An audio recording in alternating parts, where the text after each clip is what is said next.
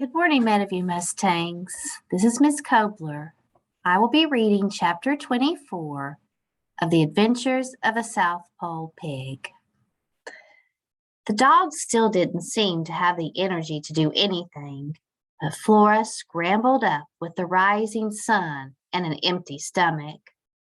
If yesterday's 3 bites of fish were any indication, they were very low on food. They would have to get it from somewhere else, and they would need sled pullers for the job. She wanted to be one of those pullers. But as she peered out from the doorway of the shelter, she realized she had not seen any sleds. They must have not made it off the ship.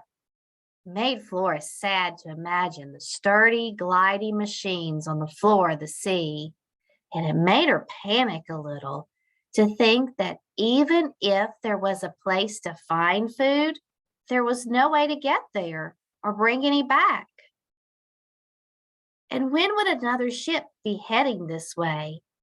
Well, Flora wasn't going to let herself sink into gloom. She decided to get used to the cold. She wanted to be ready to work just in case. And what good was a puller with cold feet?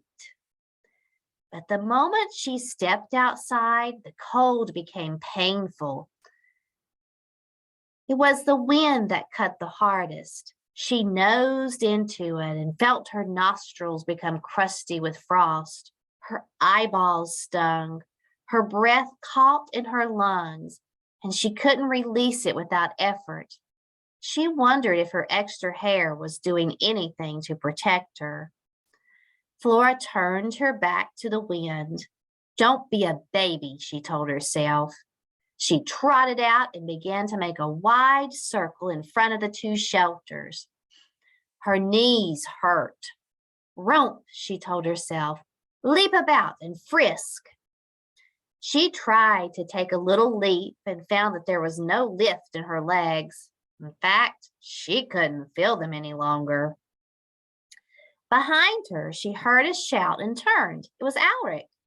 He looked twice as big in his coat, which seemed to have 1 or 2 coats underneath, and he was waving something high in the air. Flora stumbled toward him as best she could, and he knelt down beside her. Pulling his gloves off, he buttoned her into a dark red coat. He pulled up the sleeves so her front hooves showed. But when she tried to walk, the bottom of the coat dragged on the ground. She couldn't avoid stepping into it. Alric shook his head. It's too big. Wait right here.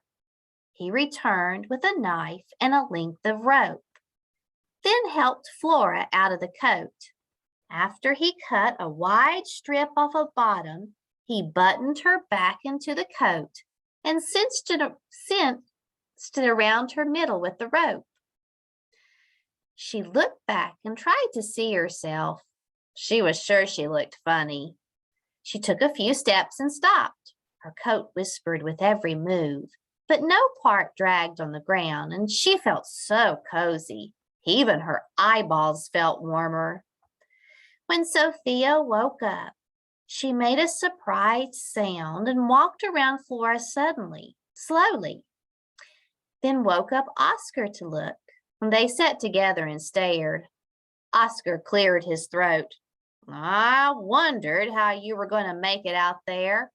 This answers one of my biggest questions. Sophia nodded. I don't have to worry about my bed partner turning into a pig sickle any longer. Flora stepped back out into the pale light. She began to run around the camp. She pushed hard until the cold air burned her throat. Then she ran even more. The lifelessness of the land still amazed her. There were no seals or polar bears or rabbits disappearing into their holes. No mice or birds, not even a single seagull. I sure wouldn't mind if it was a little color out there, she said to one of the other dogs when she returned to the shelter. The dog's eyes twitched as if he were surprised to be spoken to, but he didn't respond. She tried again. Even a spot of green poking up from the snow would do my heart good. The dog gave a big sigh and turned his nose in under his tail. Flora looked around the cave. But one thing's for sure, she said in a louder voice. A little run around the camp loosens your lungs and makes breathing easier. It was if she wasn't there. No one even turned to look at who was talking. Even Oscar and Sophia were ignoring her, curled up together, sleeping.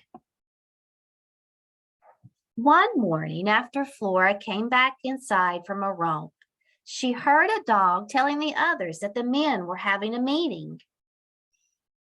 Flora leaned over to Oscar.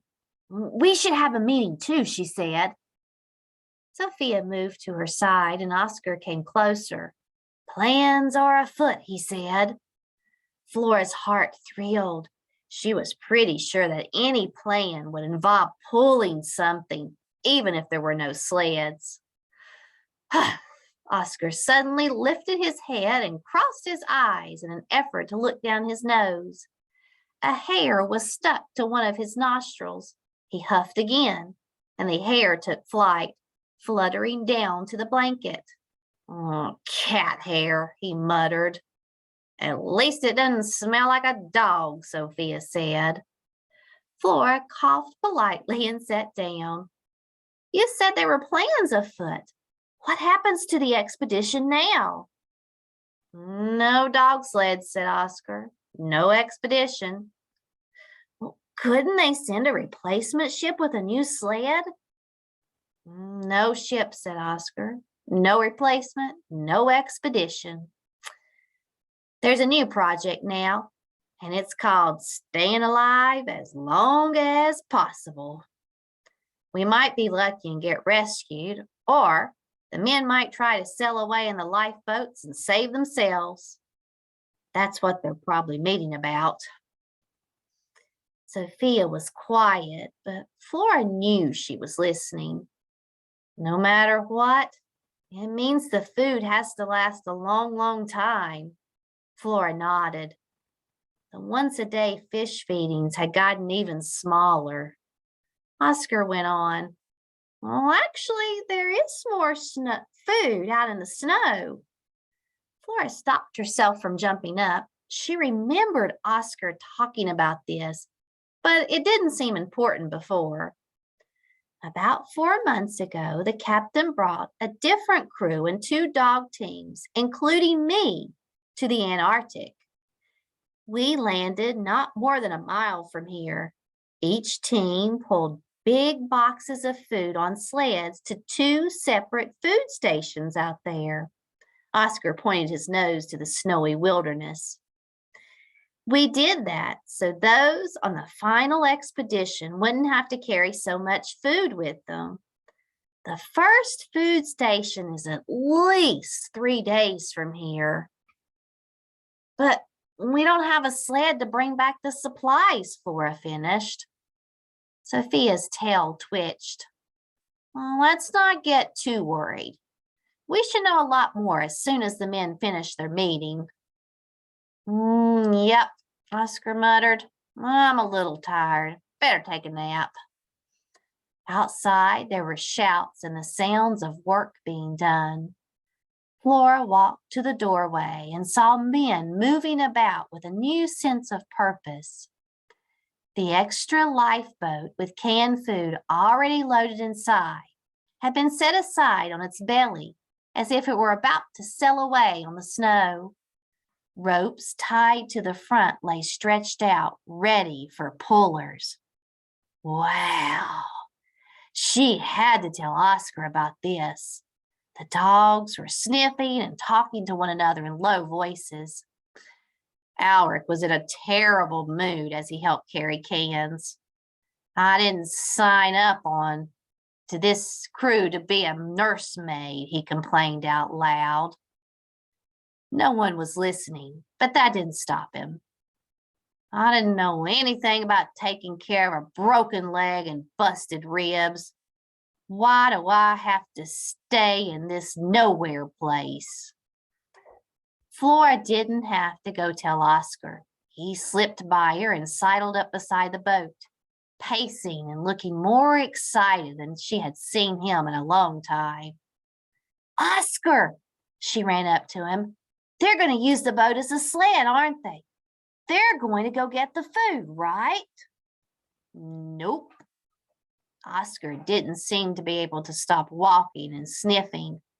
They decided to pull the boat to a place where they can safely put it in the water, sail off, and flag down a passing ship to come rescue the captain and a few others who have to stay in camp. Poor bums. Flora wanted to do a crazy dance, pulling. It was all about to start. Big Amos had made a sort of table in front of the men's cabin out of wooden boxes. He was sharpening his knives. When Flora walked by, he got very excited and dropped to his knees at the doorway. Come to me, my little sausage. Flora backed away hastily, but she wasn't fast enough. His hands ran inside her coat, over her sides and legs. Oh, not so fat now. No worry. Still a nice pig. You come back same place tomorrow.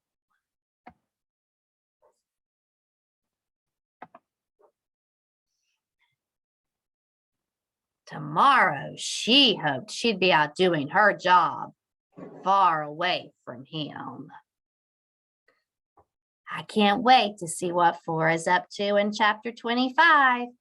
Have a great day, Mustangs.